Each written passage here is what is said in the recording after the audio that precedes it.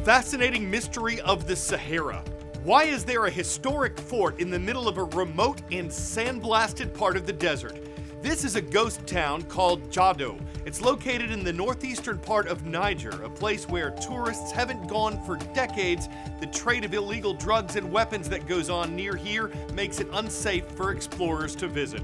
According to the AFP news agency, there's never been an archaeological dig in Jadoo, and no one has pinpointed how old this place is.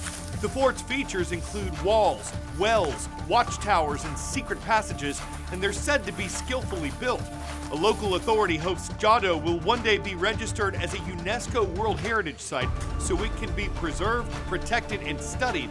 But until then, the questions of who built these battlements, when they built them, why they did it here, and why they left the fort never to return are questions swirling in the Saharan sands.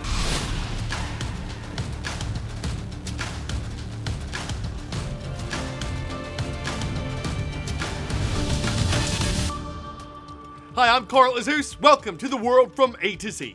Next up, Washington, D.C., where Ukrainian President Volodymyr Zelensky is in town for a meeting with U.S. President Joe Biden. The Ukrainian leader has made several trips to the U.S. Capitol since Russia invaded his country in February of 2022.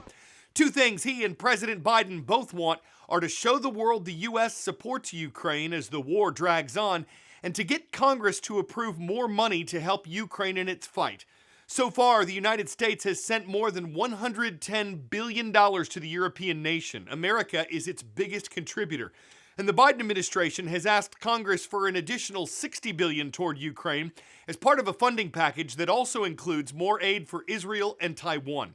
President Biden says American support, which includes weapons and ammunition, has helped Ukraine stave off a Russian victory.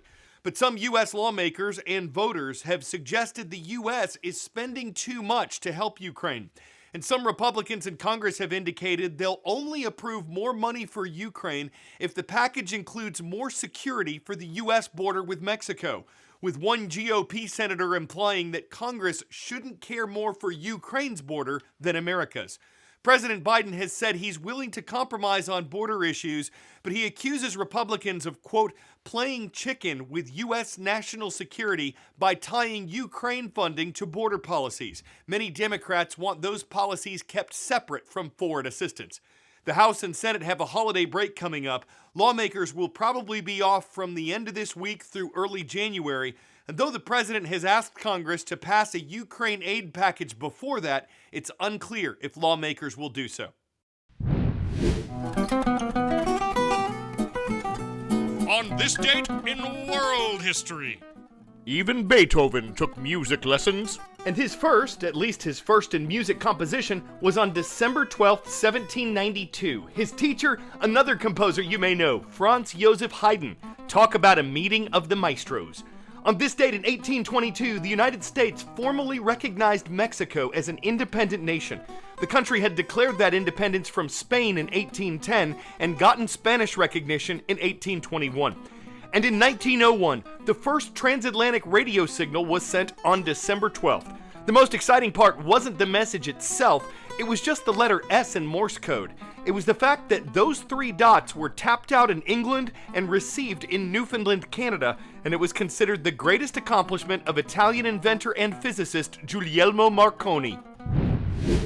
Something else that's historic, the contract that baseball pitcher and slugger Shohei Ohtani just signed with the Los Angeles Dodgers. It's not just the biggest in Dodgers history, or baseball history, or American sports history. It's reportedly worth $700 million over the next 10 years.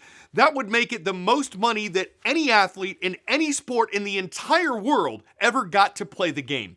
Of course, there's a lot of debate going on over whether Ohtani or any player is worth that amount of money, but after his contract with the Los Angeles Angels expired, Major League Baseball called Ohtani the most coveted free agent in MLB history. Until last season, no pro player had ever hit 40 home runs and won 10 games as a pitcher. Ohtani did that. Until he came along, no pro player had ever been selected twice unanimously as the league's most valuable player. And going from the Los Angeles Angels to the Los Angeles Dodgers, Ohtani might not have to move. Word of knowledge. Which of these European landmarks is the oldest? Trevi Fountain, Mont Saint-Michel, St. Patrick's Cathedral, Windsor Castle. Receiving its present name when a place of prayer was built there in the 8th century, Mont Saint-Michel is the oldest landmark on this list. It's one of the most dramatic and picturesque landmarks of Europe. It's located on the northwestern coast of France. It's a huge tourist attraction, drawing as many as 3 million visitors per year. About a third of them come in the summertime and many during the day. So earlier this year, the French government made parking free after 6:30 p.m. as part of an effort to encourage people to visit Mont Saint-Michel in the evening. The island's history is as rich as its silhouette against the night sky. Le Mont Saint-Michel looks like a scene from a fairy tale, but it's very much a real place in northern France. It's a tidal island, meaning it's only technically an island at high tide. At low tide, a natural causeway appears that connects it to the mainland. But there's also a footbridge, so travelers can visit anytime. French President Emmanuel Macron recently went for the 1000th anniversary of the historic abbey at the summit. We have to recognize that this place has exceptional character because men and women have been able to build it one era after the other, and also reconcile nature with art, culture, and human construction. According to Catholic tradition, the Archangel Michael appeared to the Bishop of Avranches in the year 708 and told him to build a church on the rocky outcrop. He did, and the church became a destination for worshippers. As more and more came, they needed lodging, so a village was built up around the church. In the 11th century, builders added 4 crypts and a larger abbey, and that structure is still standing today. Ramparts were constructed during the 100 Years' War, making Mont Saint-Michel an impregnable fortress that withstood multiple sieges. During the French Revolution, it was converted into a prison, earning it the nickname the Bastille of the Seas. The swift tide changes made it virtually impossible for prisoners to escape. The monument survived both World Wars, though German troops occupied the site during World War II. And in more recent memory, Frenchman Nathan Paulhan walked across a tightrope to the abbey, inching along a slackline that stretched more than a mile. In the last 15 years, France has spent more than $34 million to restore Mont Saint-Michel. There's Walmart, Save Mart, Cave Mart, and then there's the best mart, Rock Mart, a town in northwest Georgia, and it's where Mr. Maynard's class is online. Thank you for watching from Rock Mart Middle School.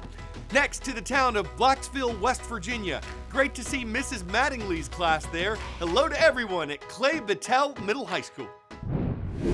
Take a look at a Santa who's on a roll using American Sign Language to make sure everyone gets their holiday wishes granted. A Springfield, Missouri store hosted the signing Santa to meet with deaf and hearing-impaired kids who can sometimes be left out of the holiday hoopla. It is so magical. Our kids so often don't have the opportunity to communicate with anyone directly, but to an idol like Santa Claus, who is so precious and so special and is all-knowing. To have direct access on a day like this is amazing. For Take a Look at This, I'm Jeremy Roth.